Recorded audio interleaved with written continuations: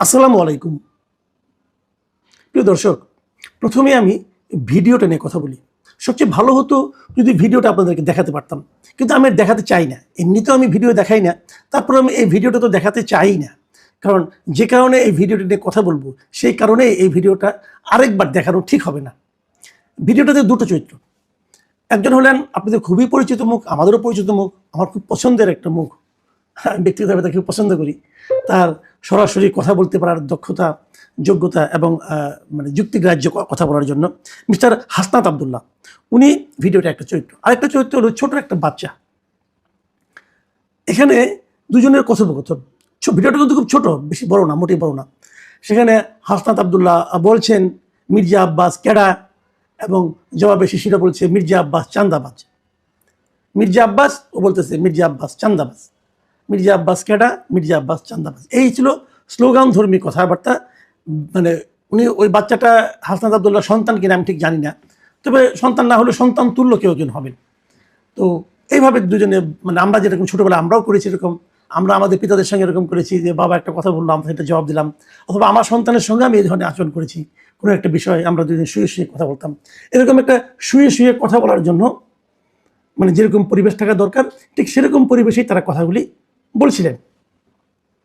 এই ভিডিওটা খুবই ভাইরাল হয়ে যায়, সবাই দেখতে থাকে এবং নানা ধরনের সমালোচনা এটা হতে থাকে যে এই ধরনের ভিডিও দেওয়া ঠিক কিনা। এই ভিডিওটা আমাকে গতকালকেই সকালের দিকে একজন পাঠিয়েছিলেন। তো এবং আমারই একজন সিনিয়র ভাই, উনি বললেন যে দেখেন এটা কি ঠিক, এটা কি নৈতিকভাবে সে কাজটা ঠিক করলো। তো আমি কালকেই চেয়েছিলাম এটা কিছু বলবো, কালকে না বলে ভালো করেছি। কালকে বলতে কালকে আমি সন্ধ্যার দিকে বলতাম হয়তো ভালো করেছি, মানে তারপরে কিছু ফলো আপ ঘটনা আছে, সেটাও আপনাদেরকে আমি বলবো। তবে আমি কালকে করি নাই কি কারণে সেটা একটু বলি। সেটা হলো এই ধরনের আজকাল সোশ্যাল মিডিয়া না নানা ধরনের কথাবার্তা কিন্তু থাকে, এবং সেই কথাবার্তার প্রেক্ষিতে নানা ধরনের ভুল বুঝাবুঝিও হয়। যেমন কিছুদিন আগে এই হাসনাত আবদুল্লাহর দুটো আপনার পোস্ট নিয়ে আমি কথা বলেছিলাম। তো একটা পোস্ট হাসনাত আবদুল্লাহ দিয়েছিলেন, আরেকটা পরে যেটা কথা বলেছিলাম, পরে হাসনাত আবদুল্লাহ আমাকে ফোন করে বলেছিলেন যে এই কথাগুলো তো আমি বলি নাই, ওইটা আসলে আমার না, আমার নামে অন্য কেউ চালাচ্ছে। সোশ্যাল মিডিয়ায় কিন্তু এগুলিও হয়, অন্য কেউ চালায়, এমনভাবে কথা বলেছেন উনি বলেছেন। তো ওই অভিজ্ঞতার কারণেই আমিও পরে দেখলাম যে হ্যাঁ না, ওনার বক্তব্যই ঠিক। তো সে কারণে আমি কালকে আর করিনি। কিন্তু কালকে রাত 9টার দিকে হাসনাত আবদুল্লাহ নিজেই তার ফেসবুক পেজে, তার ভেরিফাইড ফেসবুক পেজে ওই যে ছবি ভিডিওটা, ওটার একটা ব্যাখ্যা দিয়ে উনি দুঃখ প্রকাশ করেছেন। উনি বলেছেন এই কাজটা ঠিক হয়নি। আমি প্রিয় দর্শক আপনাদের জন্য ওই পুরো ব্যাখ্যাটা, ওনার পোস্টে পুরো ব্যাখ্যাটা আপনাদেরকে আমি একটু পড়ে শোনাবো। উনি লিখেছেন, সম্প্রতি সামাজিক যোগাযোগ মাধ্যমে একটি ভিডিও ছড়িয়ে পড়েছে যেখানে বিএনপির একজন সিনিয়র নেতাকে নিয়ে আমাকে আপত্তিকর মন্তব্য করতে দেখা যায়। ভিডিওটিতে একটি শিশুকেও কথা বলতে শোনা যায়, যা বিষয়টিকে আরও সংবেদনশীল করে তুলেছে। উল্লেখ্য, ভিডিওটি নির্বাচনকালীন সময়ে ধারণ করা হয়েছিল এবং এটি আমাদের একটি ক্লোজড গ্রুপে সীমাবদ্ধ ছিল। তবে গতকাল এই ভিডিওটি বিভিন্ন সামাজিক যোগাযোগ মাধ্যমে ছড়িয়ে পড়ে। ভিডিওটির জন্য আমি নিঃশর্ত আন্তরিকভাবে দুঃখ প্রকাশ করছি। এই কাজটি করা কোনোভাবেই উচিত হয়নি। ভবিষ্যতে যেন এ ধরনের অনাকাঙ্ক্ষিত ঘটনা পুনরাবৃত্তি না ঘটে এবং রাজনৈতিক পরিমণ্ডলে পারস্পরিক শালীনতা ও সৌহার্দ্য বজায় থাকে তা নিশ্চিত করতে আমি দৃঢ় প্রতিজ্ঞ। ফ্যাসিবাদ উত্তর রাজনীতিতে ব্যক্তিগত আক্রমণ, ঘৃণা বা বিদ্বেষ ছড়িয়ে রাজনৈতিক সৌহার্দ্য ও পারস্পরিক শ্রদ্ধাবোধ নষ্ট করার সংস্কৃতিকে আমরা কোনোভাবেই সমর্থন করি না। সুস্থ, সহনশীল ও দায়িত্বশীল রাজনৈতিক চর্চাই সবার প্রত্যাশা। আমার কাজের জন্য আমি আবারও দুঃখ প্রকাশ করছি। হাসনাত আবদুল্লাহর এই যে পোস্ট আমি আপনাদের টোটালটা পড়ে শোনালাম, এই জন্যই পড়লাম যে এই পোস্টটা পড়ে আমি মুগ্ধ, আসলে মুগ্ধ। আমি খুবই খুশি হয়েছি।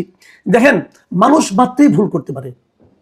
পৃথিবীতে আপনি একটা মানুষ খুঁজে পাবেন না, আমি আমাদের হযরত মুহাম্মদ সাল্লাল্লাহু আলাইহি ওয়াসাল্লামের কথা বাদ রাখছি, এর বাইরে একটা মানুষ আপনি খুঁজে পাবেন না যার জীবনে কোনো ভুল নাই, পাবেন না। সবারই কিছু না কিছু ভুল আছে, কিন্তু সেই ভুলটা স্বীকার করতে পারার মতো মানসিকতা, এটাই হলো সবচেয়ে গুরুত্বপূর্ণ। কেউ ভুল স্বীকার করে না, কিন্তু ভুল স্বীকার করতে চায় না। কিন্তু হাসনাত আবদুল্লাহ ডিটেল লিখে উনি ওনার ভুলটা স্বীকার করেছেন এবং উনি দুঃখ প্রকাশ করেছেন। এই যে মানসিকতা, এই যে চর্চা, এই যে আচরণ, এটাকে কিন্তু প্রশংসা করতেই হবে। আমি সেই ওনার সেই যে পোস্ট যেটা আছে, সেই পোস্টটা আমি দেখেছি এবং দেখার পর সেখানে আমি এটাও দেখেছি যে সেখানে কতগুলি মানুষ রিয়াকশন দিয়েছে, কতগুলি মানুষ কমেন্ট করেছে। আপনি শুনলে অবাক হবেন, আমি ম্যাক্সিমাম কমেন্টগুলো পড়েছি। আমি দেখেছি প্রায় এখানে যে 3 লাখ মানুষ এটাকে দেখেছে এবং মানে রিয়াকশন দিয়েছে, এবং 22,700 মানুষ এখানে কমেন্ট করেছে। এই মানে কমেন্টটা ওরা পোস্টটা 3,000 শেয়ার হয়েছে, মানে একটা বিশাল অনেক লোকের ইনভলভ হয়েছে, এবং ম্যাক্সিমাম রিয়াকশনগুলি কিন্তু পজিটিভ রিয়াকশন। আমি কিছু কমেন্ট পড়ার চেষ্টা করেছি, সবগুলি কমেন্টে যে জিনিসটা নাকি কমন ছিল, প্রায় কমেন্টে, অধিকাংশ কমেন্টে, সেটা হলো এই যে দুঃখ প্রকাশটা, নিজের ভুলের জন্য ক্ষমা চাওয়ার যে প্রবণতাটা, যে কালচারটা, সবাই কিন্তু এটাকে প্রশংসা করেছেন, এবং সবাই বলেছেন আপনি আগামী দিনেও এই চর্চাটা অব্যাহত রাখবেন। এই যে কথাটা বলছে, একজন লোক ভুল করেছে, ভুল স্বীকার করেছে, সবাই হুমড়ি খেয়ে সেখানে প্রশংসা করছে কেন? অথবা আমি বা কেন ওনার একটা ভুল স্বীকার নিয়ে একটা কন্টেন্ট করতে যাচ্ছি, সেই ব্যাখ্যাটা একটু করতে চাই। আসলে আমাদের এখানে ভুল স্বীকারের কোনো কালচার নাই। কিছুদিন আগে আমরা দেখেছি আমাদের যোগাযোগ মন্ত্রী মিস্টার রবিউল আলম রবি, শেখ রবিউল আলম রবি, উনি কিন্তু চাঁদাবাজি নিয়ে একটা কথা বলেছিলেন। উনি বলেছিলেন এটা চাঁদা এবং চাঁদা নেওয়া এবং চাঁদাবাজি নাকি এক না, আপোষে নিলে সেটা চাঁদাবাজি নয়, এরকম নানা রকম কাহিনী। এটা উনি ব্যাখ্যা দিতে, পরের দিন আবার উনি এমনভাবে কথাটা বলেছেন যে ওনাকে আবার পরের দিন ব্যাখ্যা দিতে হয়েছে, এবং সেই ব্যাখ্যা কি সবার কাছে গ্রহণযোগ্য হয়েছে? আমার কাছে হয় নাই, অন্যদের কাছে কি হবে? কারণ উনি আগের দিন কি বলেছেন সেটা তো আমি নিজেই শুনেছি, ওটা তো ভিডিও এখনো আছে, উনি ব্যাখ্যা দিয়েছেন। এবং তারপরে উনি আবার দেখলাম গতকালকে আবার সেই একই কথা রিপিট করছেন। উনি আবারও বলছেন যে চাঁদাবাজির পক্ষে ওনার বক্তব্য উনি দিচ্ছেন, চাঁদার পক্ষে দিচ্ছেন বক্তব্য। এখন এই যে জিনিসটা, উনি কিন্তু ওনার এই ভুলটাকেই সত্য প্রমাণ করার জন্য উঠে পড়ে লেগেছেন। আমরা এরকম আগেও দেখেছি, অনেক পলিটিক্যাল লিডার একটা কথা বলে ফেলেন, পরে বলেন কি আমার কথার ভুল ব্যাখ্যা করা হয়েছে। আর আমি ব্যাখ্যা করার কি আছে, ভিডিও চালাইছে, আপনি কি বলেছেন সেটা ভিডিও আমরা দেখেছি, তো ভিডিওতে আমরা ব্যাখ্যা কি করলাম? ওর তো ব্যাখ্যা করার কোনো সুযোগ নাই। এরকম অনেক উদাহরণ আপনি পাবেন। এর মধ্যে আমরা অন্তর্বর্তীকালীন সরকারের সময় দেখেছি, তারপরে দেখেছি, তার আগে দেখেছি, পলিটিক্যাল লিডাররা ভুল স্বীকার করেন না। ভুল মানুষের হতে পারে, এবং ভুল স্বীকার করাটাই মানবিক। যদি কেউ ভুল স্বীকার না করে তাহলে সে নিজেকে আর মানুষ মনে করে না, নিজেকে মহামানব মানব মনে করে, অথবা ফেরেশতা মনে করে। ভাই, মহামানব অথবা ফেরেশতা সাজার চেষ্টা করেন না, মানুষ থাকেন। মানুষ থাকলে মানুষ আপনাকে আপনার কাছের লোক মনে করবে, এটুকু হাসনাত আব্দুল্লাহর প্রশংসা। এখন আরেকটা পয়েন্ট একটু কথা বলি। এই যে দৃশ্যটা আমি দেখেছি, ওই বাচ্চাটার হাতে কিন্তু একটা খেলনা পিস্তল ছিল, পিস্তলের মতো ছিল, ওটা খেলনা কিনা যায় না, খেলনাই হবে, একটা খেলনা পিস্তল ছিল। এবং খেলনা পিস্তল হাতে উনি যখন বলতেছেন হাসনাত আব্দুল্লাহর কথার প্রেক্ষিতে, তখন কি এই বাচ্চাটাকে কিন্তু এক ধরনের, আমার কাছে মনে হয়েছে, এক ধরনের অ্যারোগেন্সি শেখানো হচ্ছে। আমাদের বাচ্চাকে কিন্তু আমরা এভাবে মানুষ করবো না।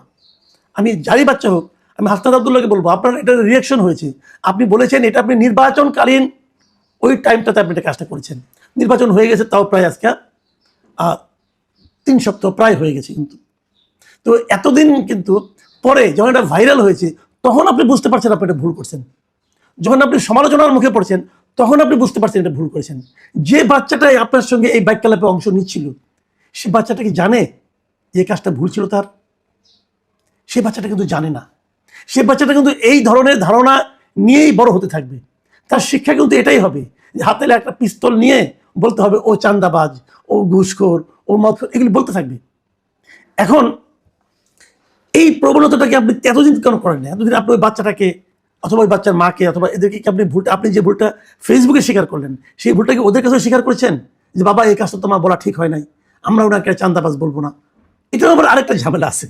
আরেকটা ঝামেলা কি আছে, যে এই যে আপনি বললেন যে ভিডিওটির জন্য আমি নিঃশর্ত আন্তরিকভাবে দুঃখ প্রকাশ করছি, এই কাজটি কোনোভাবে করা উচিত হয়নি। এই যে কথাটা বললেন, কোন কাজটা করা উচিত হয়নি এটা একটু আমি বুঝতে চাই। মানে মির্জা আব্বাসকে চাঁদাবাজ বলা উচিত হয়নি, নাকি মির্জা আব্বাসকে চাঁদাবাজ আমি বলতে পারবো, ক্লোজ গ্রুপে বলতে পারবো, কিন্তু এটাকে আমি পাবলিক করতে পারবো না, অথবা ভিডিও করলেও সেই ভিডিও ছড়িয়ে দিতে পারবো না, এটা ঠিক হয়নি? কোনটা? এটা কিন্তু আমার একটা বেসিক পয়েন্ট। এখন প্রশ্ন হচ্ছে যে আপনি যে বলেছেন মির্জা আব্বাস চাঁদাবাজ, যদি নির্বাচনের সময় হয়ে থাকে, তাহলে এই কথাটা কিন্তু আপনার যে সহকর্মী, আপনার দলের যে আরেকজন লোক মিস্টার নাসিরুদ্দিন পাটোয়ারি, উনিও কিন্তু নির্বাচনে প্রচারণা করার সময় সমানে বলে গেছেন। যদি আপনার বলা ঠিক না হয়ে থাকে, তাহলে ওনার কি বলা ঠিক হচ্ছে? তখন যে তারা বললো, তখনও তো ওনার এই বক্তব্য সব শিশু কিশোর সবাই শুনেছে। তো ওইটা কি ঠিক ছিল ভাই? এই ব্যাখ্যাটা কিন্তু খুব জরুরি।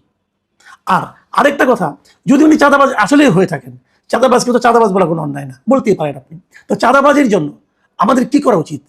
আপনি আইনের আশ্রয় নেবেন, কাউকে না কাউকে বলবেন, আইনকে মানে প্রশাসনকে বলবেন এই লোকটা চাঁদাবাজ, আমার হাতে এই তথ্য আছে, প্রমাণ আছে, সেটা আপনি সাপ্লাই দিবেন। সেটা সাপ্লাই না দিয়ে পাবলিককে যখন আপনি বলতে থাকেন, তখন তো আসলে আপনি এক ধরনের পাবলিক নিউসেন্স ক্রিয়েট করেন। সেটাও কি ঠিক? ভাবুন। আবার উল্টা দিকে আমি আরেকটা কথা বলি, যে এরকম চাঁদাবাজ কি তারেক রহমানই বা কেন মনোনয়ন দিলেন? তার মানে কি উনি যদি আসলে চাঁদাবাজ হয়ে থাকেন, তাহলে তো এটা মারাত্মক একটা অন্যায় করেছেন। এই এতগুলি লোক তাকে ভোটই বা কেন দিল একজন চাঁদাবাজকে? সেটা কিন্তু একটা দেখার বিষয়। কাজে আমার বক্তব্যটা হলো যে মানুষের সমালোচনা করাই যায়, নানা বিষয়ে আপনি সমালোচনা করতে পারেন, কিন্তু সমালোচনার ভাষা যেন সংযত হয়, এবং সেই ভাষা আপনি যখন ক্লোজ ডোরে বলবেন, বন্ধু বান্ধবের মধ্যে বলবেন, তখনও যেন সংযত থাকে। যদি তখন সংযত রাখতে না পারেন, তো পরবর্তীতে কিন্তু আপনি ভুল করতে পারেন। যেমন এই বাচ্চার সঙ্গে আপনি ভুলে বলে ফেলেছেন, ওটা কিন্তু অভ্যাসের কারণে বলেছেন। আপনি কিন্তু মির্জা আব্বাস চান্দাবাজ এটা কিন্তু এই বাচ্চাকেই প্রথমবার বলেন নাই, আর অনেক বন্ধু বান্ধবের সঙ্গে বলছেন। বলতে বলতে এমন হয়ে গেছিল যে এটি আপনার কাছে স্বাভাবিক মনে হয়েছিল।